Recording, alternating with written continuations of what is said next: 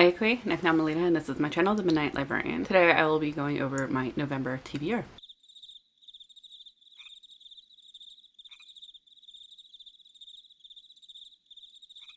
So my last video that you probably saw was my October TBR. I didn't film at all in October. Technically I did, I just haven't edited.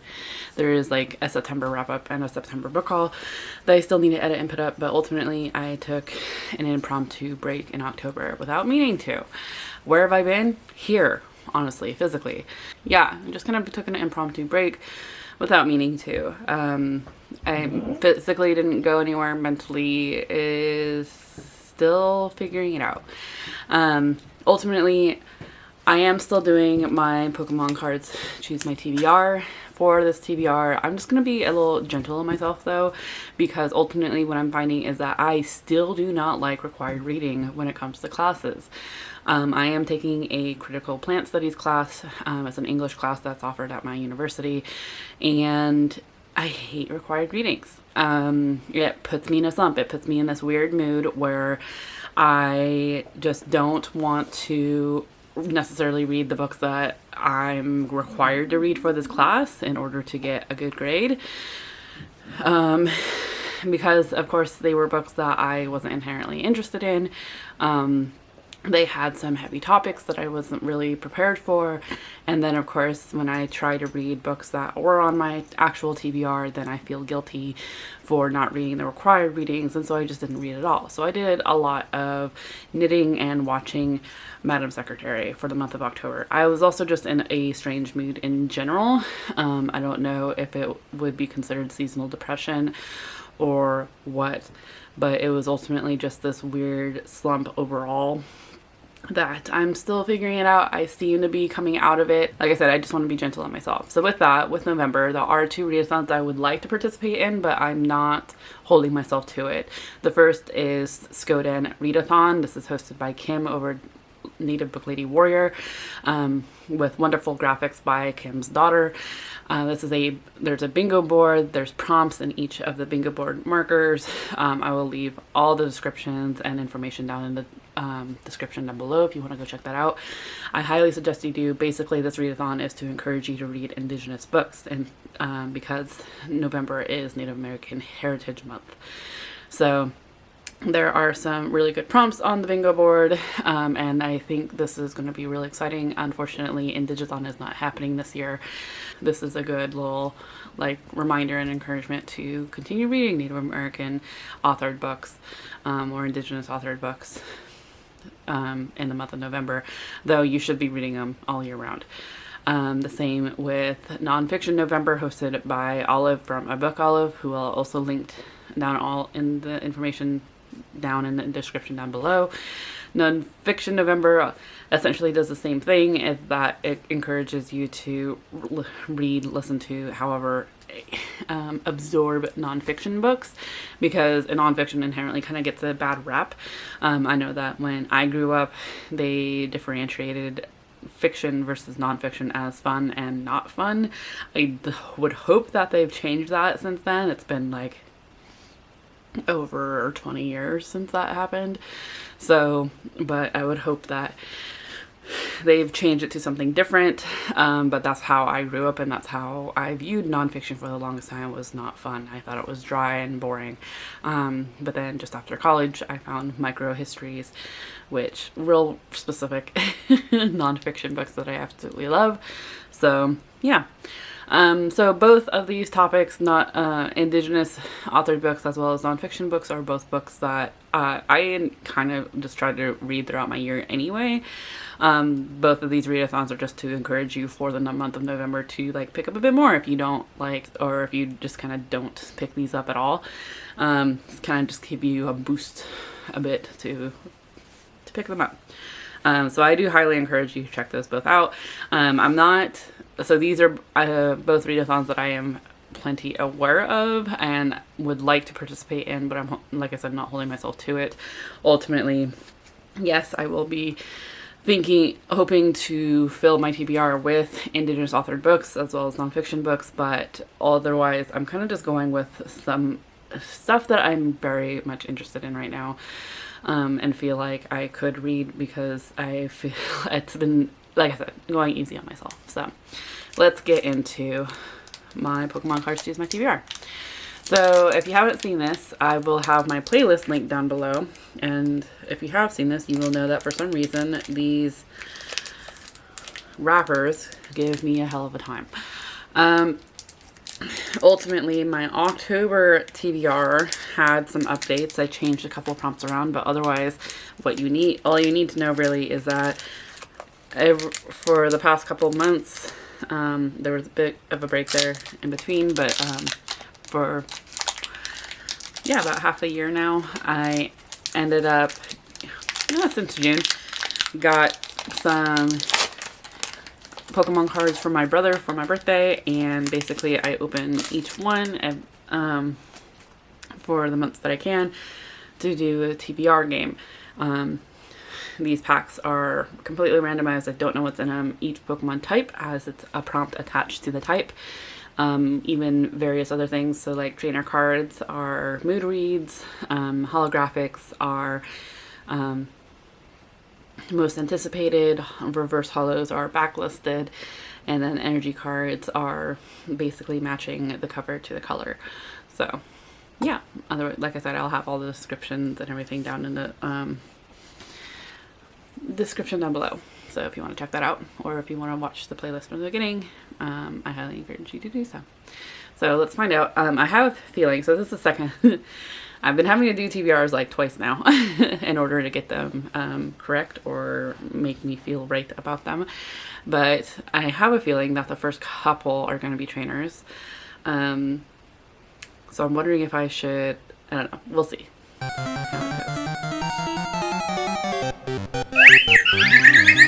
I was wrong. So this is Floette, which is a psychic, which is to read a thriller. And for that, I am going to choose one that I had on my October TBR. The thriller, I'm actually going to go with Daisy Darker by Alice Feeney. This is my first Alice Feeney. Yes, this was on my October TBR. I feel like I was cheated for my October TBR because I got into this weird slumpy thing.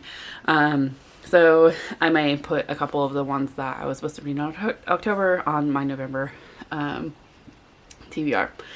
But yeah, this is my first Alice Feeney book. I believe this is a thriller. This was my August pick for Book of the Month.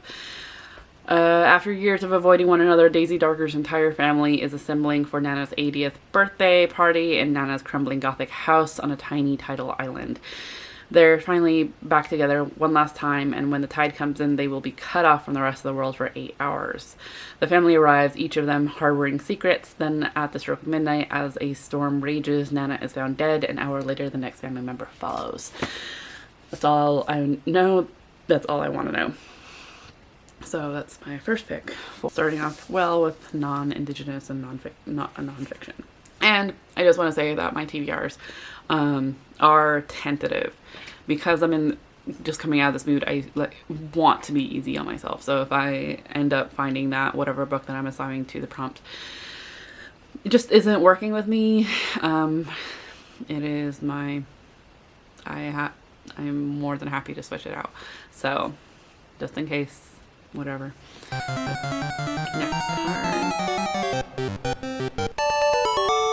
is a trainer. So a trainer is a mood read, and I'm going to put this aside for right now. No.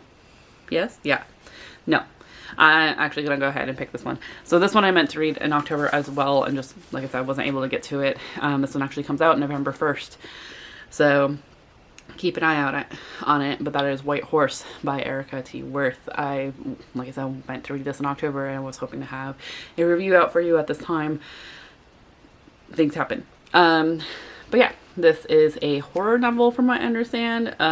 Sylvia Moreno Garcia says perfect new wave horror, but some people are haunted in more ways than one. Old denim jackets, ripped jeans, Stephen King novels, and the occasional beer at the White Horse have defined urban Indian Kari James's life, but when her cousin Debbie finds an old family bracelet that once belonged to Kari's mother, it inadvertently calls up both her mother's ghost and a monstrous entity, and her willful ignorance about the past is no longer sustainable.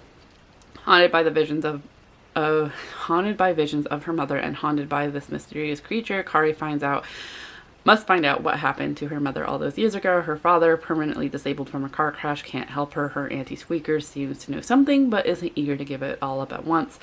Debbie is anxious to help, but her controlling husband keeps getting in the way. Kari's journey toward a truth, long denied by both her family and law enforcement, forces her to confront her dysfunctional relationships, her spiritual beliefs, and her desire for the one thing she's always wanted but could never have. So this one I have, been wanting to read. I still want to read it, and hopefully I can get a review out to you soon. That is my mood read pick, just in case I wasn't able to squeeze it onto the TBR.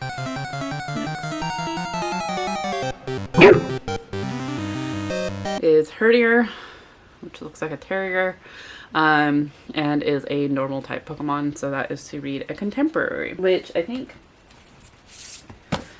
I'm able to do with notable Native people, 50 Indigenous leaders, dreamers, and change makers from past and present. So I think it is contemporary. Nonfiction, Indigenous folks. So I think this works pretty well. Celebrate the lives, stories, and contributions of 50 notable American, Indian, Alaskan, Native, and Native Hawaiian people in this beautifully illustrated collection. From luminaries of the past like 19th century sculptor Edmonia Lewis, the first Black and Native American female artist to achieve international fame, to contemporary figures such as linguist Jessie Littledoe Baird, who revived the Wampanoag language. Notable Native people highlights the vital impact that Indigenous dreamers, leaders, activists, artists, scientists, athletes, and other changemakers have made around the world. So, yeah, I think this will be a good little short thing. And I'm liking the art on the cover. So, I think this will be good. Next, if you hear some thumping, it's my dogs. It's a green or grass energy card. So for energy cards, I need to find a book that has green on the cover. And for this one, I'm gonna go with The Beadworkers by Beth Payout. We have some green beaded grass here on the bottom.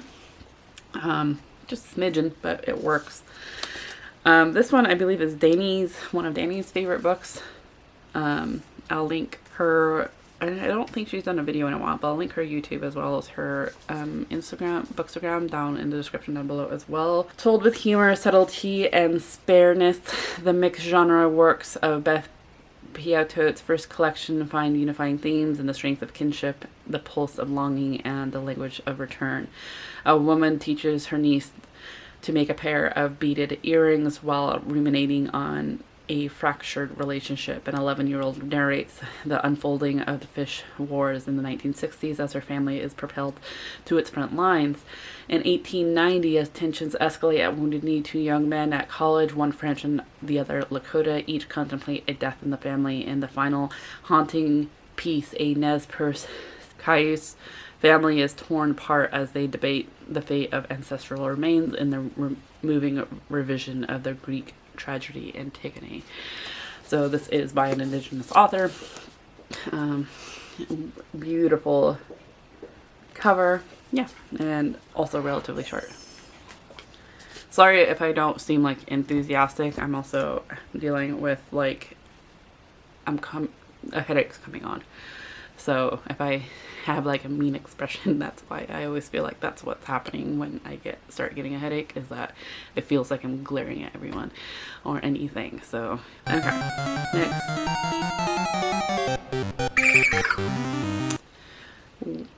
Wishy-washy? What? Okay.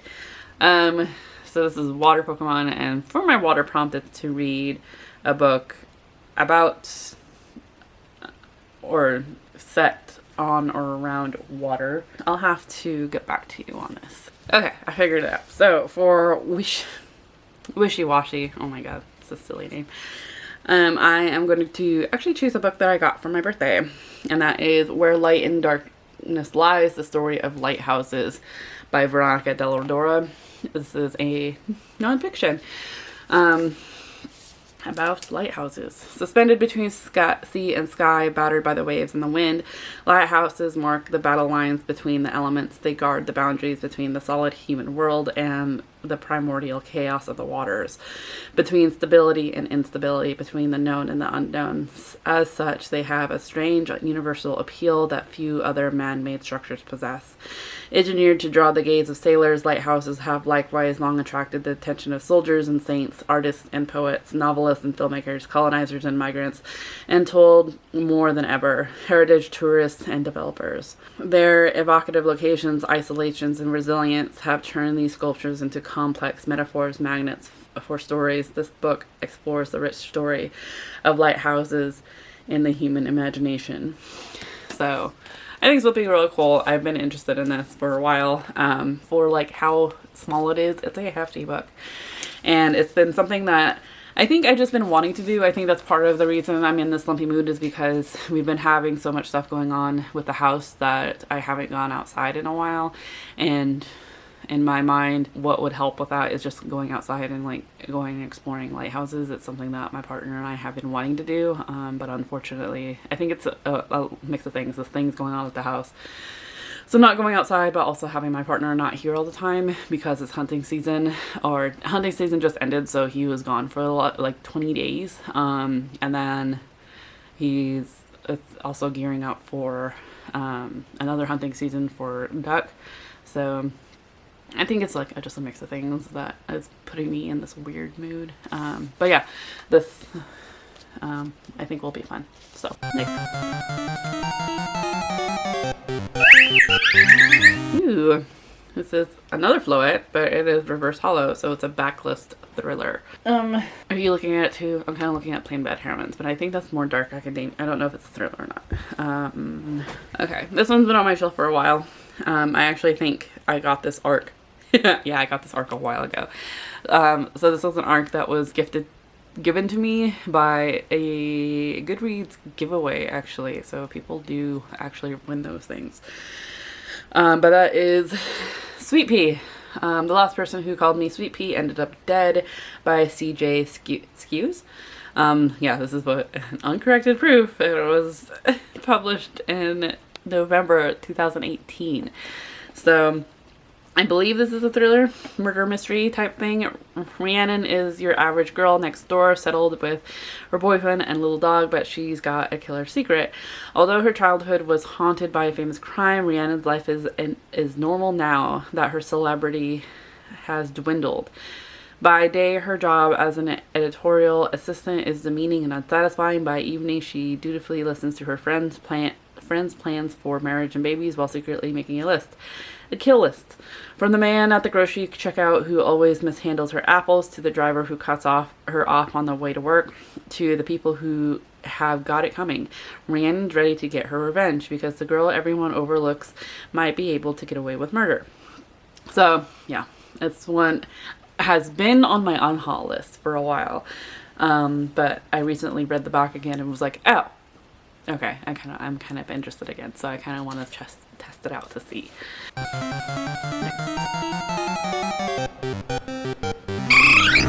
Aw, Eevee. This is a normal Pokemon, so it's another contemporary read. I think for that, the easiest to go with is nonfiction. And for that, I'm going to go with another Indigenous authored nonfiction, and that is Red Paint by Sasha Haxwablu Lapointe. I apologize, that's probably said really wrong. The ancestral autobiography of a coastal Salish punk. An Indigenous artist blends the aesthetics of punk rock with the traditional spiritual practices of the women in her lineage and this bold contemporary journey to reclaim her heritage. There we go. See, it's a contemporary journey. Sasha Lapointe has always longed for a sense of home. When she was a child, her family moved around frequently, often staying in barely habitable church attics and trailers, dangerous places for young Sasha. With little more to guide her than a passion for a thriving punk scene of the Pacific Northwest and a desire to live up to responsibility of being the namesake of her beloved great-grandmother, a linguist who helped preserve her indigenous language of Lashutseed. Sasha throws herself headlong into the world, determined to use the power of her voice to build a better future for herself and her people. So I think this will be a good one. I know that a friend of mine recently got this book too. I've been wanting to know how her thoughts are on it, because she is a big presence in our linguistic community, particularly of the Yurok language. And yeah, I don't know. I know she's also like a punk rocker. So next, Little Leo, and that is a fire Pokemon. So a book that is currently trending, I guess. A book that is currently, basically everyone's talking about this book. It doesn't have to be present day, which is great, because I think I'm gonna go ahead and go with The Sundown Motel by Simone St. James. So I remember a lot of people talking about this when it originally came out back in 2020. I read another Simone St. James. What was it? It was The Book of Cold Cases, and I found it meh. I have been curious about this one, so I think this is the one I'm going to pick up. Something hasn't been right at the roadside Sundown Motel for a very long time, and Carly Kirk is about to find out why in this chilling new novel from the best-selling and award-winning author of Broken Girls, upstate New York, 1982. Viv Delaney wants to move to New York City and help pay for it. And to help pay for it, she takes a job as the night clerk at the Sundown Motel in Fell, New York. But something isn't right at the motel, something haunting and scary. Upstate New York, 2017. Carly Kirk has never been able to let go of the story of her Aunt Viv, who mysteriously disappeared from the Sundown before she was born. Carly decides to move to Fell to visit the motel, where she quickly learns that nothing has changed since 1982, and she soon finds herself ensnared in the same mystery that claimed her aunt. So I think it's going to be a little spooky, residual spooky vibes for November. So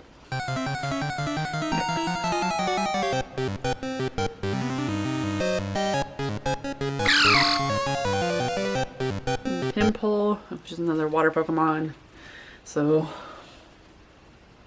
I don't know how many water books I actually have.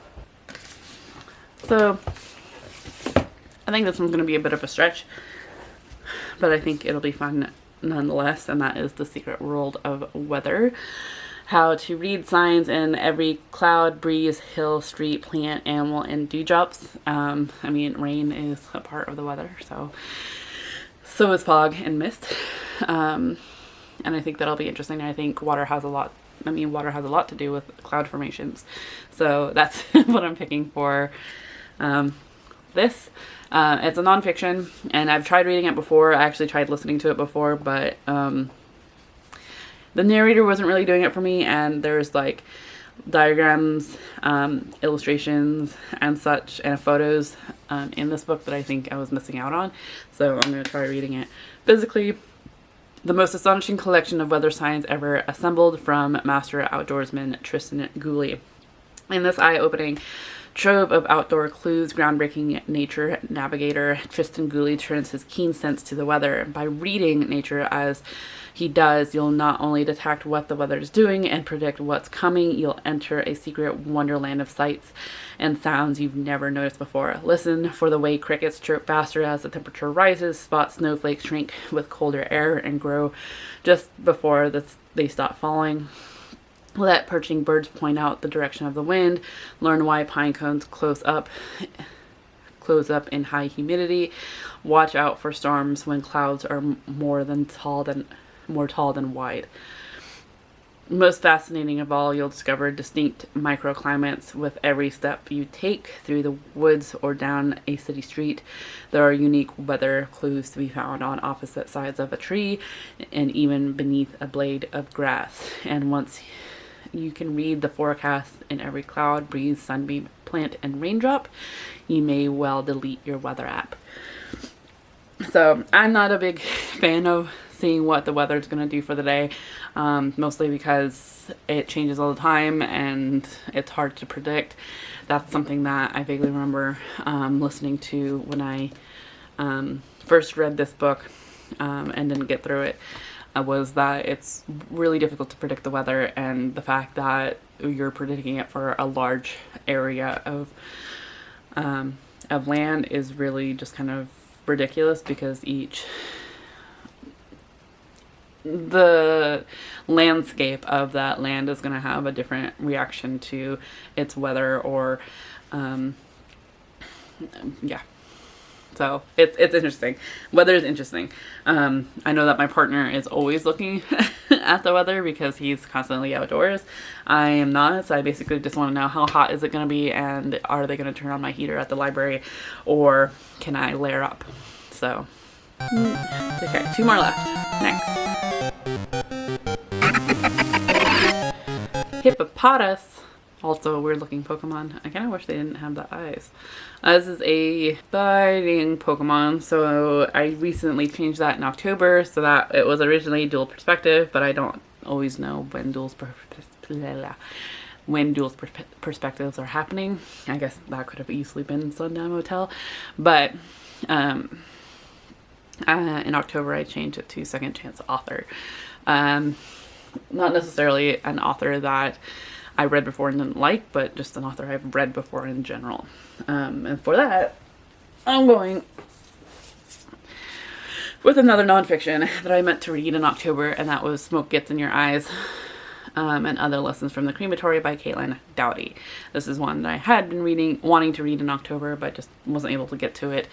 I enjoy Caitlin Doughty's work. 2 of her books were in my recommendations for spooky nonfiction reads. This is the last book that I need to read from her, to read her entire collection, and this is like her debut book, I believe. So I've heard good things. I really want to get to it. Yep. And my last one, contemporary with Fletchling, who's a normal, okay, contemporary. I think I'm still gonna just stick with nonfiction and go with Rooted by Leanda Lynn Haupt. Life at the Crossroads of Science, Nature, and Spirit. A beautiful written manifesto of our complex time. Rooted inspires readers to deepen their connection with nature in unexpected ways and to act powerfully on Earth's behalf. In Rooted, cutting-edge science supports a truth that poets, artists, mystics, and Earth-based cultures across the world have proclaimed over millennia. Life on this planet is radically interconnected. Our bodies, thoughts, minds, and spirits are affected by the whole of nature. They affect this whole in return. In this time of crisis, how can we best live upon our imperiled beloved Earth? Award-winning writer Leanda Lynn Haupt. Highly personal new book is a brilliant invitation to live with the earth in both simple and profound ways, from walking barefoot in the woods and reimagining our relationship with animals and trees, to examining the very language we use to describe and to think about nature. She invokes rootedness as a way of being in concert with the wilderness and wildness that sustains human and all of life. In the tradition of Rachel Carson, Elizabeth Colbert, and Mary Oliver, Haupt writes with urgency and grace, reminding us that at the crossroads of science, nature, and spirit, we find true hope. Each chapter provides tools to bring our unique gifts to the fore and transforming our sense of belonging within the magic and wonder of the natural world. So this one I was originally excited about, but after reading that bit, I'm a little nervous that it's going to be more cultural appropriation. And I don't know. So I'm interested to read this. It just could kind of critique it at this point. But I do. This is the type of books that I had wished that my critical plant studies class would be reading. Much like this, or like Robin Wall Kimmerer. What was another one? I had wanted to read Fresh Banana Leaves, As Long as the Grass Grows. Those are the type of books I had really wanted to read. Like, I've already read them, but like, those make sense to me in critical plant studies. Not so much what we were reading, which I'll let you know in my October wrap up what I actually had to read. Yeah. Okay. So this is my choice for this one. We'll see. I really enjoy this cover.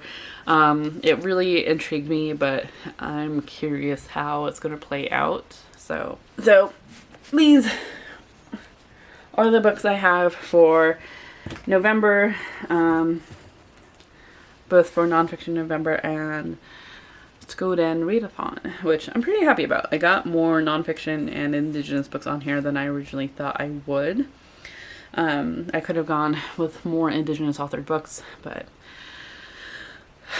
we can always, right? But I also don't want to just save all my indigenous authored books for November. I like reading them throughout the year.